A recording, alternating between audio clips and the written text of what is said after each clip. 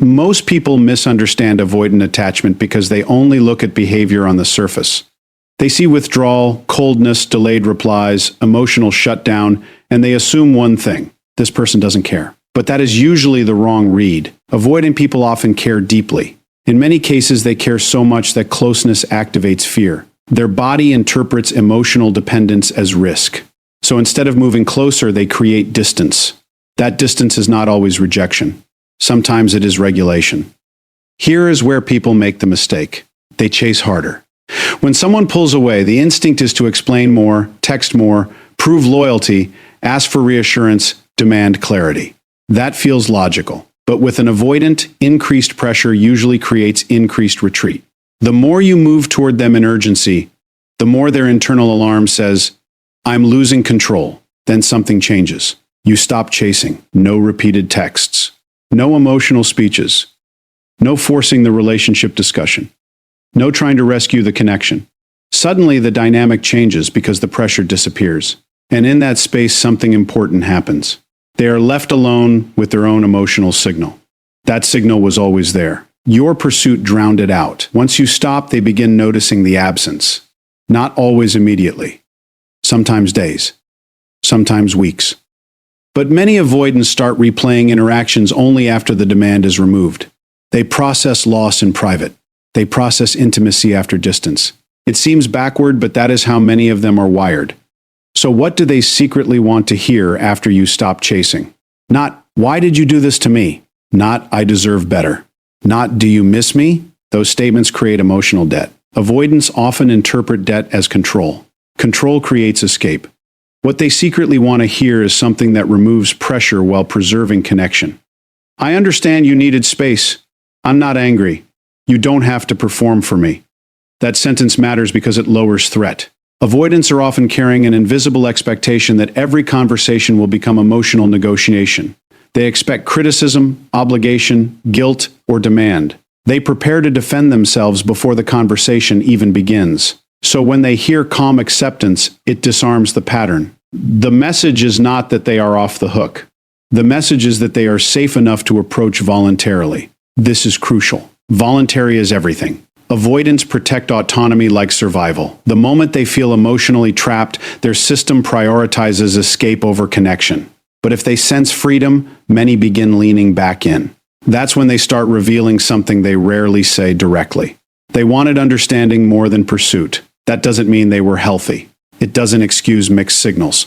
It means their emotional architecture is built around self-protection, often developed long before you met them. Many learned early that closeness comes with overwhelm. Maybe caregivers were inconsistent. Maybe emotional needs were ignored. Maybe vulnerability became embarrassment. So adulthood becomes a pattern of wanting intimacy but fearing the cost. That's why your chasing doesn't heal them. Your chasing confirms the fear that intimacy removes breathing room. And when you stop, they may feel something they haven't felt in a while. Choice. Choice is what lets reflection begin. Now they can think, why does the silence bother me? Why do I keep checking for them? Why does their absence feel louder than their presence did? That's when truth emerges. Because avoidants often suppress emotions during contact and feel them after separation. During closeness, they are managing stress. During distance, they access emotion. This is why many come back with subtle messages. A random meme, a simple check-in, a low-risk comment. They are testing whether connection can happen without engulfment. If your response is intense, they may disappear again. If your response communicates emotional steadiness, they often stay longer. The hidden need is not grand romance. It is emotional safety without coercion. And the words they long to hear are often simple. "You don't have to rush. I'm okay either way." That sentence is powerful because it removes the battlefield. There is no pressure, no emotional debt, no demand for immediate intimacy. It lets them approach without feeling captured. The irony is that when you stop proving your value, they often begin measuring your absence. When you stop forcing closeness, they finally experience what closeness meant. Silence can teach them what words never did. Because pursuit can make them defend their distance. Absence makes them confront it. Avoidants are often misunderstood because their behavior appears contradictory. They pull away when things become emotionally close, stay quiet when someone wants reassurance, and create distance just when a relationship seems to deepen. To most people, that behavior looks like disinterest. It seems obvious to assume they want less connection, less commitment, or less emotional involvement. But that interpretation misses what is happening underneath. In many cases, avoidants do not actually want distance itself. What they want is safety. The distance is often just the method they use to create that safety. For someone with avoidant tendencies, emotional closeness can feel unpredictable. Intimacy may trigger the sense that expectations are increasing, that freedom is shrinking, or that they are becoming responsible for someone else's emotions.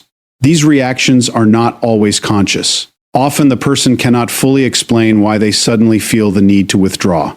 They may even care deeply about the relationship and still feel compelled to step back. This is why avoidants confuse so many people. Their actions suggest one thing, while their internal experience may be completely different. Pressure is often the real trigger. It is not always the relationship itself that causes discomfort. It is the feeling that closeness now comes with emotional demands they are not prepared to meet. A simple conversation about feelings can feel heavy. Repeated requests for reassurance can feel like being cornered.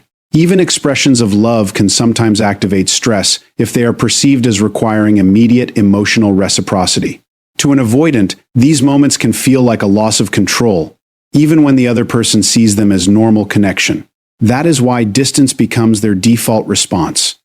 Pulling away gives them room to regulate emotions privately. It restores a sense of independence. It lowers the intensity that their mind interprets as threat. But the important part is this.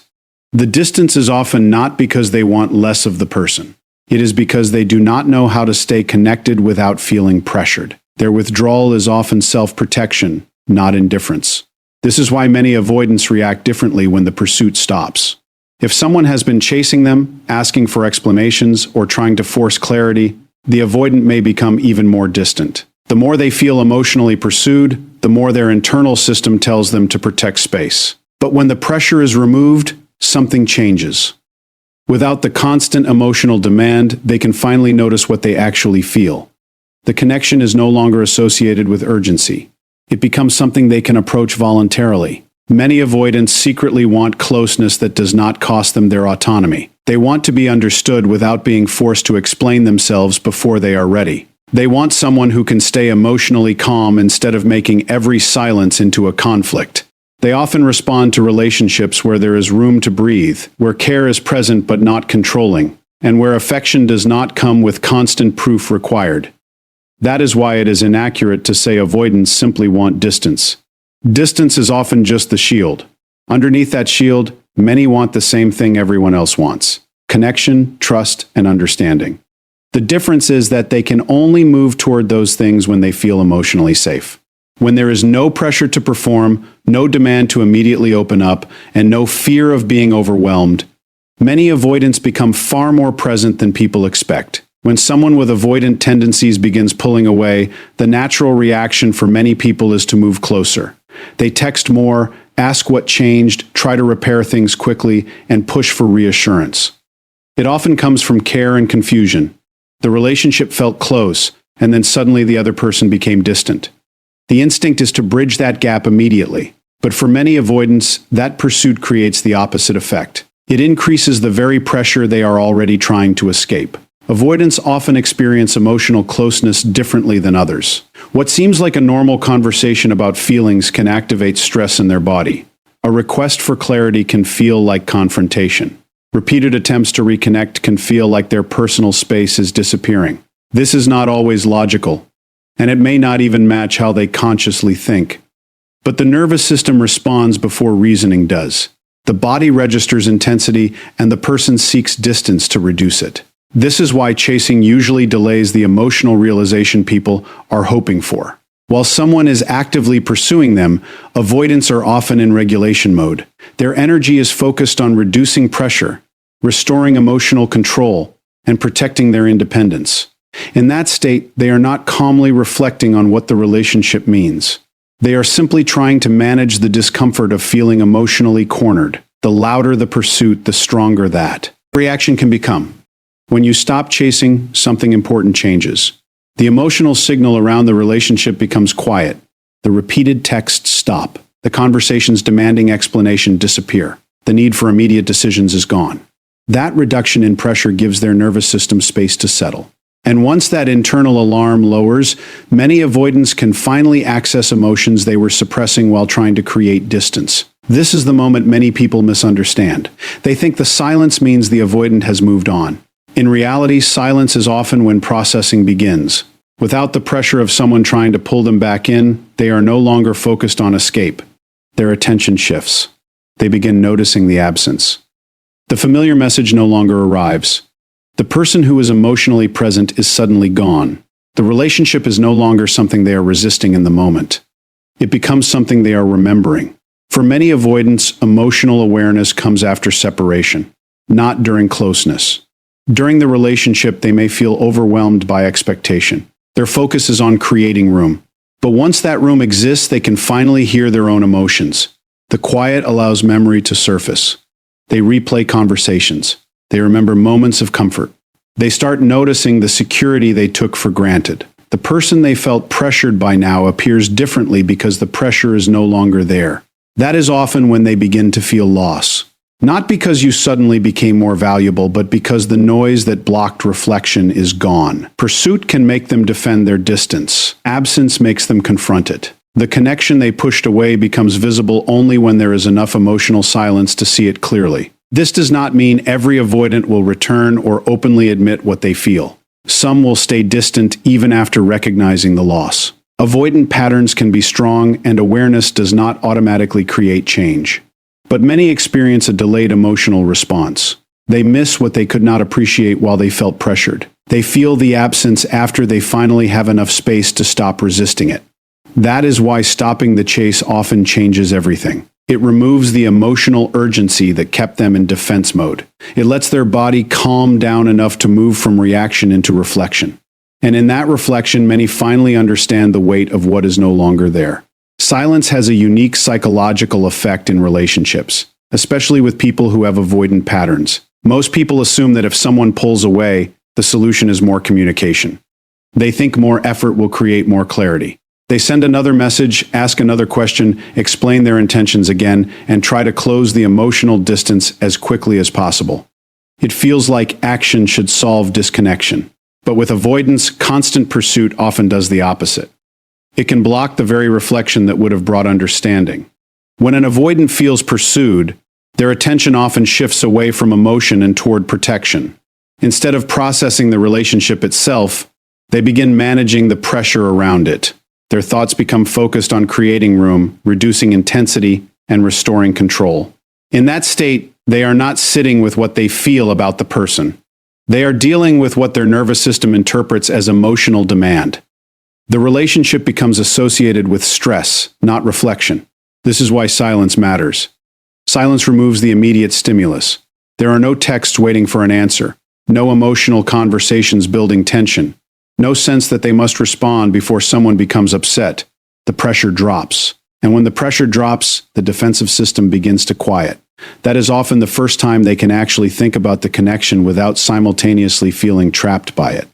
Reflection requires emotional space. Most people reflect when there is stillness, not when they are being pushed toward a decision. This is true for avoidance in an amplified way. Their emotional processing often happens later and privately. While someone is actively trying to reconnect, they may appear detached because their focus is on maintaining distance. But once that pursuit stops, the absence creates a new experience. The person who was always there is now quiet. The relationship is no longer pressing into their space. It becomes something they can examine from a distance, which often feels safer to them. Silence changes the internal conversation. Instead of thinking, "How do I get space?" they begin asking, "Why does this feel different now?" The lack of contact can create emotional contrast. The avoidant notices what is missing only after the pressure attached to that person disappears. They remember the comfort, the attention, the reliability, tie, and the emotional presence that once felt overwhelming. The same connection they resisted may now feel meaningful because there is no demand attached to it.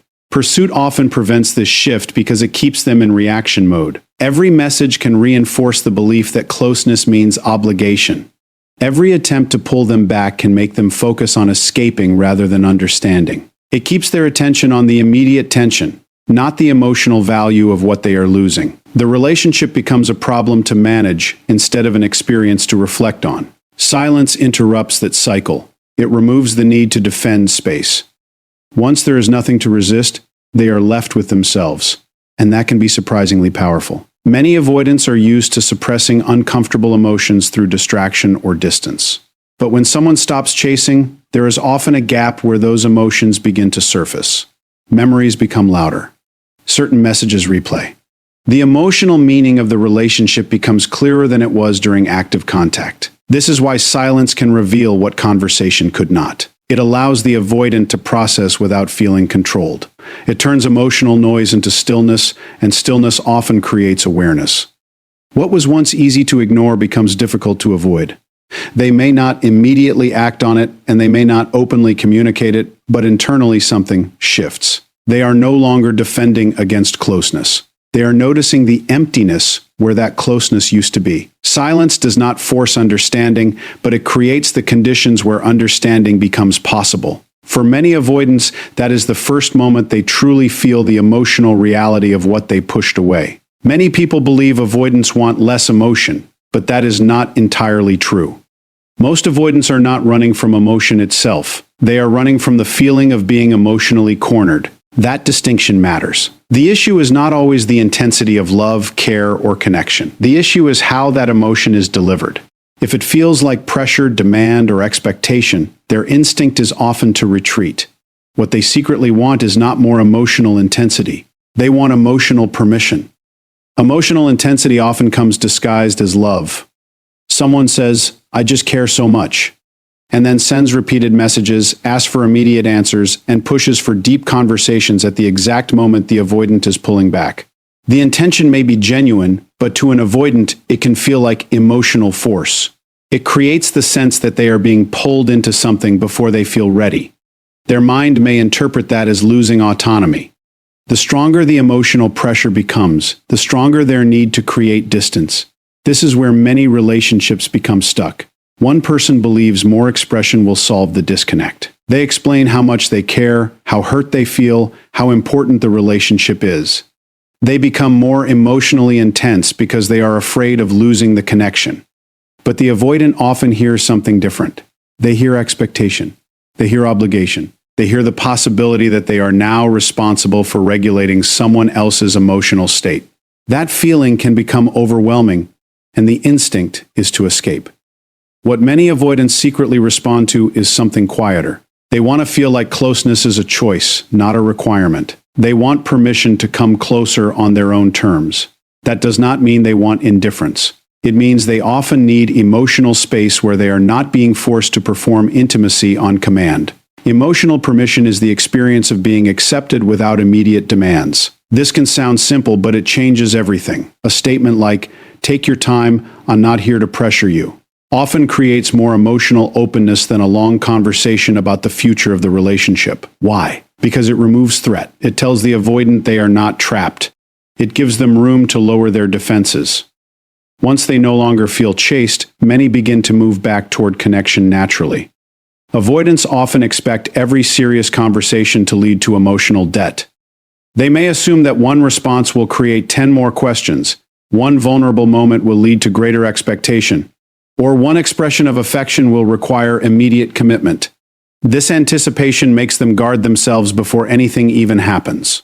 Emotional permission interrupts that cycle. It communicates that closeness can happen without losing control. That is often what they have lacked for most of their lives. Many avoidants learned early that emotional closeness came with stress. Maybe love was inconsistent. Maybe vulnerability was criticized. Maybe affection was tied to performance. As a result, they may associate deep connection with pressure, not peace. Oh, when someone offers calm acceptance instead of emotional urgency, it feels unfamiliar. It can also feel safe. This is why emotional permission matters more than emotional intensity. Intensity can trigger fear because it feels like a demand for immediate response. Permission creates choice. It says, you are allowed to move at your pace. You do not have to prove anything right now. That message lowers resistance because it does not try to control the timing of closeness. In many cases, avoidants are not waiting for the perfect speech or grand emotional confession. They are waiting for evidence that being close to someone does not mean losing themselves. They want to know they can stay connected without being consumed by expectation. They want the relationship to feel like freedom, not obligation. That is why the words that often reach them are not dramatic. They are calm. They are steady. They create emotional room instead of emotional pressure. Because when an avoidant feels permission instead of pursuit, they are far more likely to reveal the connection they were protecting all along. The way people speak to an avoidant during emotional tension often matters more than they realize. Most people focus on what they mean, assuming their intentions will be understood. If they are expressing love, concern, or a desire to fix the relationship, they believe those motives should be enough. But avoidants often react less to the intention and more to how the message feels in the moment. Certain words can lower their defenses, while others can make them shut down almost instantly. The difference can determine whether they stay engaged or pull away. Avoidants are often highly sensitive to anything that sounds like pressure. This sensitivity is not always visible, and they may not openly explain it. A sentence that feels ordinary to one person can sound emotionally demanding to them. Questions like, "Why are you doing this?" or statements like, "We need to talk right now," may seem reasonable to the person speaking. But to an avoidant, those phrases can activate a sense of threat. The conversation stops being about connection and starts feeling like confrontation. That threat is not always about fear of the person. It is often fear of losing emotional control. Many avoidants have learned to manage relationships by keeping enough distance to feel independent. When a conversation suddenly becomes emotionally intense, they may feel like that control is slipping. Their body responds before they can analyze it. They become guarded, quiet, or detached. It may look like they do not care, but often they are trying to regulate internal stress. The right words can interrupt that pattern. Language that removes urgency often makes an avoidant feel safer. Instead of sounding like an emotional demand, it sounds like understanding. A phrase such as, "You don't need to answer right away," can lower pressure immediately. It communicates that there is no trap, no forced conversation, and no expectation they must perform emotionally before they are ready. That sense of choice matters more than many realize. Avoidants often fear being pulled into emotional situations they cannot control. They may assume that one serious conversation will become an argument, a guilt exchange, or a long emotional negotiation. Because of this, they can react strongly to words that imply obligation. Statements like, "If you cared, you would talk to me," or "I need you to fix this now," often trigger withdrawal. Those words create emotional debt. They suggest that the avoidant is now responsible for relieving someone else's pain. For many, that is exactly the feeling they are trying to escape. The right words reduce that threat because they remove the sense of being cornered. Calm statements create room. Saying, "I understand if you need space," does not mean accepting poor behavior. It means removing unnecessary pressure so the person can engage voluntarily. When avoidants feel they still have control over their own pace, they are more likely to stay emotionally present. The wrong words often trigger escape because they activate old patterns. Many avoidants develop their defenses long before the current relationship. Emotional conflict may remind them of earlier experiences where closeness led to criticism, overwhelm, or emotional unpredictability. As adults, certain phrases can reactivate those same defensive instincts. They may not even realize why they suddenly feel the need to disconnect. They only know that they need distance. This is why word choice matters. The same conversation can have completely different outcomes depending on tone and phrasing. One approach feels like accusation, and the avoidant retreats. Another feels like safety, and they remain open. The difference is not always the topic. It is whether the words create pressure or permission. In relationships with avoidants, language can either lower the emotional temperature or raise it. The right words signal that connection is available without force. The wrong words suggest that closeness comes with obligation. And for someone who fears emotional engulfment, that distinction can determine whether they move toward you or disappear from the conversation entirely. Many people believe that when someone becomes distant, the answer is to close the gap quickly. They try harder, ask for clarity, push for emotional conversations, and demand reassurance. It comes from fear that the relationship is slipping away. The logic seems simple. If there is distance, bring them closer. But with avoidance, that strategy often creates the opposite result. The more they feel cornered, the more they retreat. The connection often returns not when they are pressured, but when they feel free enough to choose it. Freedom is deeply tied to how many avoidants experience emotional safety. When relationships start to feel intense, they may not interpret that intensity as closeness. Instead, they can experience it as a threat to autonomy. They begin sensing that expectations are increasing, emotional obligations are growing, and they are losing control over their own pace. This can happen even in healthy relationships. It is not always about the partner doing something wrong. It is often about how the avoidance nervous system interprets emotional demand. When they feel cornered, their focus shifts immediately to escape. It is no longer about the relationship itself. It becomes about regaining space. The conversation may still be about love, commitment, or understanding, but internally the avoidant is often thinking about how to reduce pressure. That is why pushing for answers usually backfires. The more someone insists on immediate emotional access, the more the avoidant feels trapped. Once trapped, they often disconnect to restore a sense of freedom. This does not mean they stop caring.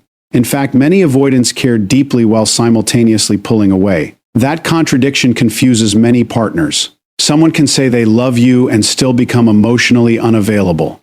Someone can miss you and still avoid replying. The issue is not always the absence of feeling. It is often the presence of pressure. They may need distance not because the connection means nothing, but because it feels too intense to manage. When that pressure is removed, something shifts.